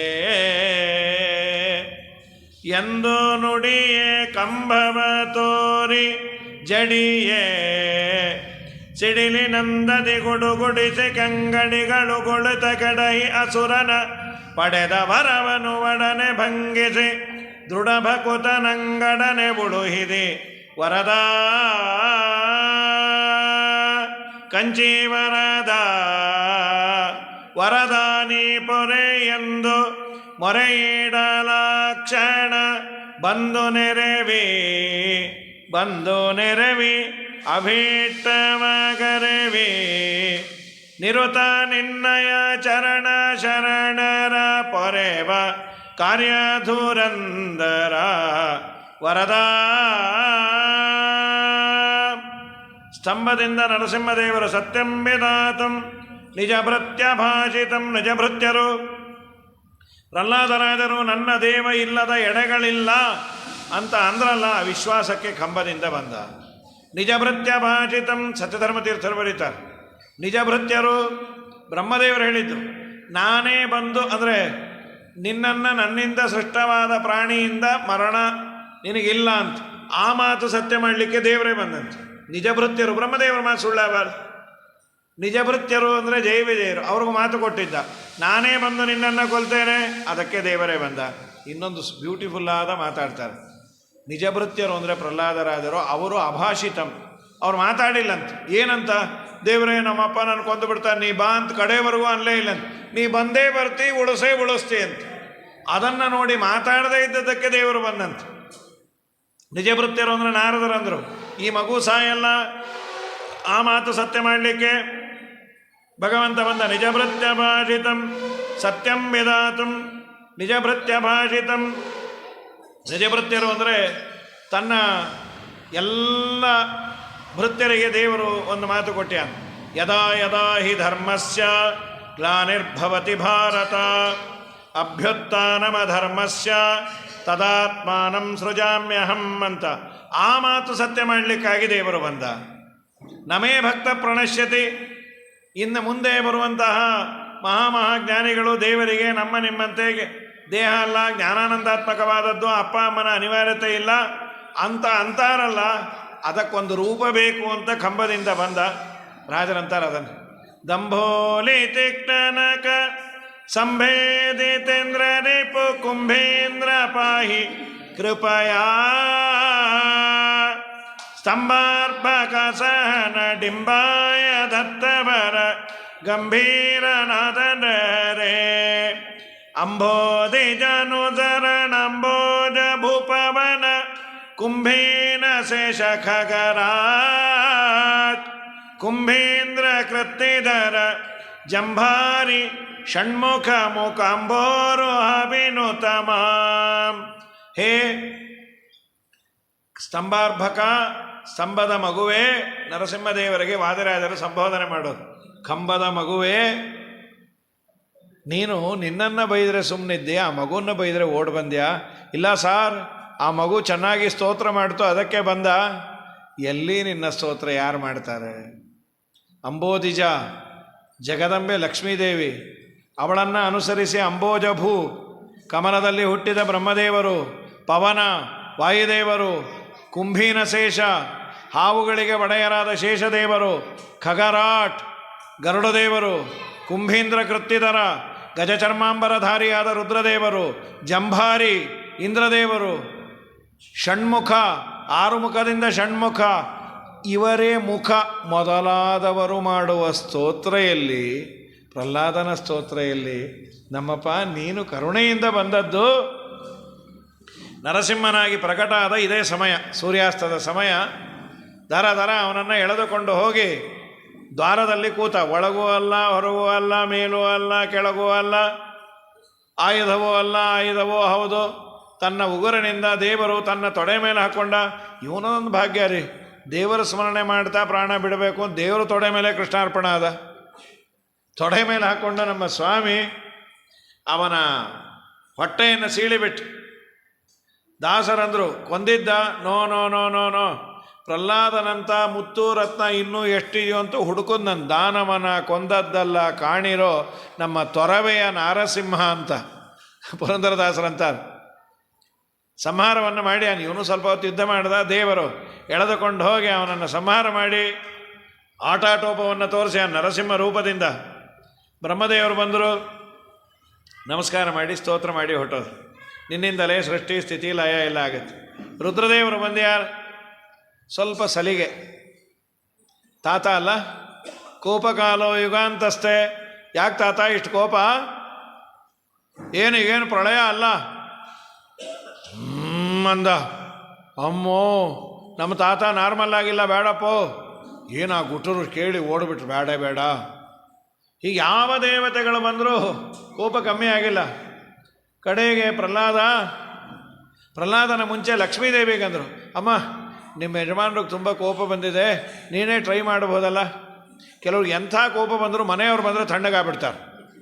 ಕಿರೆಚಿ ಮಾಡಿ ಎಲ್ಲ ಮಾಡಿದರು. ಯಾರೋ ಅಂದರು ನಿಮ್ಮ ಮನೆಯವ್ರು ಬಂದ್ಬಿಟ್ರಾ? ಅವ್ರು ಊರಿಗೆ ಹೋಗ್ಬೇಕಾಗಿತ್ತಲ್ಲ, ಬಸ್ ಮಿಸ್ ಆಯ್ತಂತ. ಅಯ್ಯೋ ನನ್ನ ಕರ್ಮನೇ, ನಗ್ತಾ ಕೂತ್ಬಿಟ್ಟ. ಮಂತ್ರದಂಡ ಇದ್ದಾಗ. ಹಾಗಾಗಿ ಏನು ಜಗದಂಬೆ ಲಕ್ಷ್ಮೀದೇವಿ ಸ್ವಲ್ಪ ಬಗ್ಗಿ ನೋಡಿ, ನನ್ನ ಗಂಡನ ಈ ರೂಪವನ್ನು ನಾನು ನೋಡೇ ಇಲ್ಲ ಅಂತ ಭಯಪಟ್ಲಂತೆ. ಲಕ್ಷ್ಮೀದೇವಿ ನೋಡದ ರೂಪವೇ ಇಲ್ಲ ಅಂದರು ಆನಂದ ತೀರ್ಥ ಭಗವತ್ಪಾದಾಚಾರ್ಯರು. ಮತ್ತಾಕೆ? ಗಂಡ ಹೆಂಡತಿ ಇಬ್ಬರು ಕಮಿಟ್ ಆಗಿದ್ರಂತೆ. ನೀನು ಬಂದುಬಿಡಬೇಡ, ಆ್ಯಂಟಿ ಕ್ಲೈಮ್ಯಾಕ್ಸ್ ಆಗುತ್ತೆ, ನಾನು ನಗತಾ ಕೂತ್ಬಿಡ್ತೇನೆ, ಮತ್ತು ಆ ಕೋಪ ಮೇಂಟೈನ್ ಮಾಡಬೇಕು, ಪ್ರಹ್ಲಾದನ್ನೇ ಕೊಟ್ಟು ಕಳಿಸು. ನಾಳೆ ದಿನ ಪ್ರಹ್ಲಾದಂಗೊಂದು ಕೀರ್ತಿ ಬರುತ್ತೆ, ನರಸಿಂಹದೇವರ ಕೋಪವನ್ನು ಕಡಿಮೆ ಮಾಡಿದ ಕೂಸಿದು ಅಂತ, ಅದನ್ನೇ ಕೊಟ್ಟು ಕಳಿಸು. ಪ್ರಹ್ಲಾದಾಚಾರ್, ನಿಮ್ಮ ಮನೆಗೆ ಬಂದ ನರಸಿಂಹಾಚಾರ್ಯನ ಕೋಪವನ್ನು ನೀವೇ ಕಮ್ಮಿ ಮಾಡಿಕೊಳ್ರಿ, ನೀವೇ ಹೋಗಿ ಅಂತ.